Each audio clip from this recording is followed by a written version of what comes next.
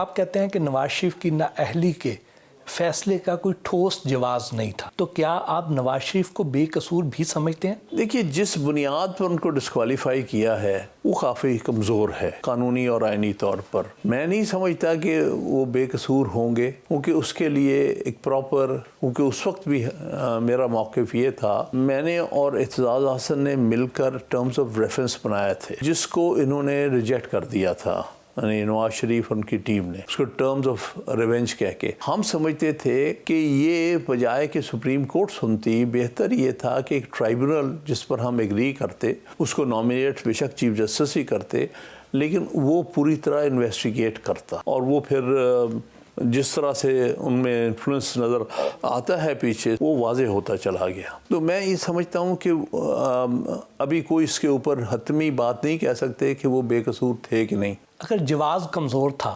تو کیا اس کمزور جواز پر اتنی بڑی سزا دی جانی چاہیے تھی؟ میں سمجھتا ہوں نہیں بنتی تھی اس بات پہ جس بات پہ دی گئی۔ اس بات پر کمپلیٹلی اس کو کہہ دینا کہ وہ صادق اور امین نہیں تھے، وہ نہیں بنتا۔ نعیم بخاری سے پہلے آپ پاناما کیس کی پیروی کر رہے تھے، پھر الگ ہونے کا فیصلہ آپ کا تھا یا عمران خان صاحب کا؟ نعیم بخاری صاحب شروع سے میرے ساتھ تھے، میں پرنسپل کاؤنسل تھا، وہ مجھے اسسٹ کرتے تھے۔ وہ ایک خاص سٹیج آئی جہاں پر اس کیس میں بہت زیادہ میڈیا کی انٹرفیرنس ہوئی، اور میں نے محسوس کیا کہ جی یہ کیس یہاں کم بحث کر رہا ہوں، پہلے یہ زیادہ بحث جو ہے وہ میڈیا پہ ہو رہا ہے۔ تو میں نے بلکہ سپریم کورٹ میں کہا بھی کہ میں عدالت میں بحث کرنے کا عادی ہوں، اس طرح کے میڈیا میں بحث کرنے کا عادی نہیں ہوں، تو آپ اس پر ان کو پر کوئی پابندی لگائیں۔ انہوں نے کہا، اس وقت جمالی صاحب تھے چیف جسٹس اور وہ ہیڈ کر رہے تھے اس بینچ کو، انہوں نے کہا آپ بات درست کرتے ہیں لیکن ہم پابندی نہیں لگا سکتے۔ چلیے وہ بات گزر گئی۔ اس میں جو مرحلہ آیا ہے جہاں سے میں تھوڑا سا میرے لیے، جب جواب آیا اور اس کے ساتھ انہوں نے ایک لیٹر پیش کر دیا، قطری لیٹر جو پیش کیا، میں نے بھی دیکھا کوئی خاص، تو انہوں نے وہ لیٹر پڑھ کے دیکھ کے، کیونکہ وہ لیٹر تو بیسیکلی ٹرائبونل کے پاس جانا تھا، انہوں نے اس کے اوپر رپورٹ دینی تھی، ان کا نہیں اب تو ضرورت نہیں ہے، یہ تو ہم خود فیصلہ کر سکتے ہیں، میری طرف دیکھ کے انہوں نے کہا۔ میں نے تھوڑا سا ٹرک کیا کہ ہے یہ تو بالکل ایسا ٹرن ہے جو مجھے نہیں تھا، اور بلکہ جب انہوں نے یہ بات کہی تو جمالی صاحب روحانی صاحب دونوں نے طرف حیرت سے دیکھا کہ یہ اب ہم فیصلہ کریں گے یا یہ ٹرائبونل کو ہم بھیجیں گے۔ تو دیٹ واز میرے نزدیک ٹرننگ پوائنٹ تھا۔ وہاں میں سمجھتا ہوں کہ کوئی ان کو کسی قسم کی ایشورنس تھی کہ معاملے کو یہی رہنے دیا جائے۔ یہ جو سارا کچھ چل رہا تھا اس کو جب سامنے رکھتے ہوئے میں نے سمجھا کہ ساری عمر کی سٹرگل ہے، علیحدہ ہو جاؤں تو بہتر ہے، کون اس کو کنٹینیو کرے؟ میں نے کہا بخاری صاحب کریں گے، کیونکہ وہ پوری طرح جانتے ہیں، ان کی مکمل تیاری ہے میرے ساتھ کہ اس کو کرنے کی۔ آپ کہتے ہیں کہ 2013 کے انتخابات کی شکست نے عمران خان کو سمجھوتے کرنے پر مجبور کیا، وہ کیا سمجھوتے تھے اور کس کے ساتھ کیے؟ دیکھیے نا، پہلی بات تو یہ ہے کہ 2013 میں ان کا کیا ری ایکشن اندازاً ہے، غالباً درست ہوگا کو 20-22 سیٹیں جو ہم نے لوز کی ہیں۔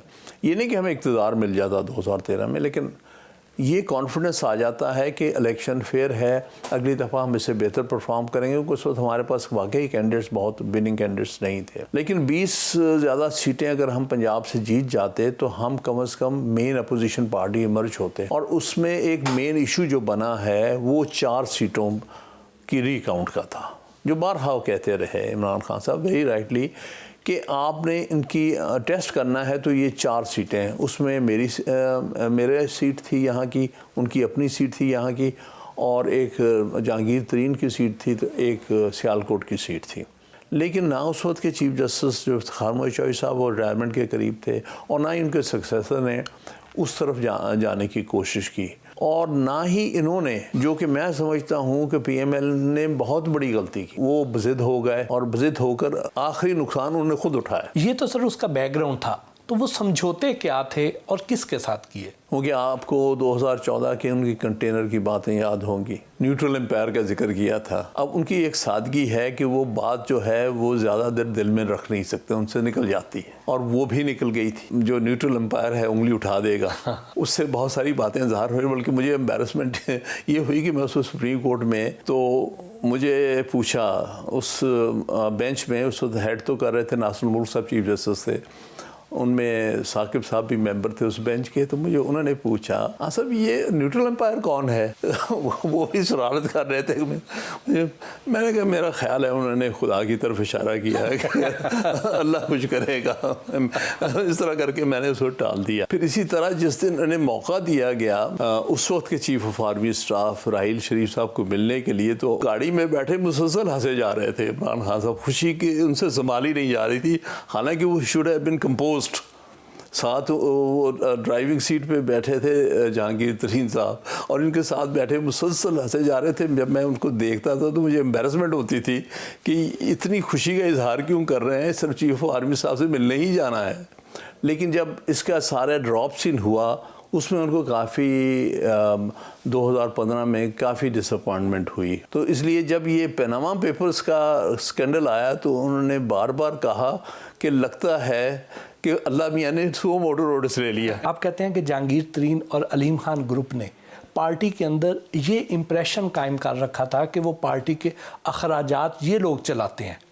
تو کیا عمران خان صاحب اس سے واقف تھے کہ یہ تاثر بنایا جا رہا ہے، اور اگر اس سے آگاہ تھے تو وہ خاموش کیوں تھے؟ دیکھیے ایک ان کو امپریشن تھا جو میں سمجھتا کہ یہ لوگ جو ہیں یہ ہمارے لیے ایک کنیکشن ہے اسٹیبلشمنٹ کے ساتھ.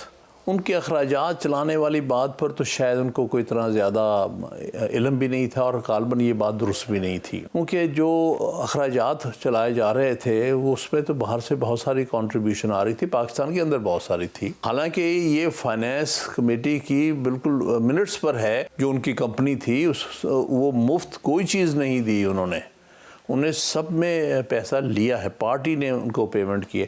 لہٰذا یہ کہ ان کا گھر کا خرچہ ان کا کون سا ہوتا تھا. تو وہ ایک میٹنگ میں اور عمران خان صاحب اور وجیہ الدین صاحب تھے، تو وہ تھی ان کے گھر میں.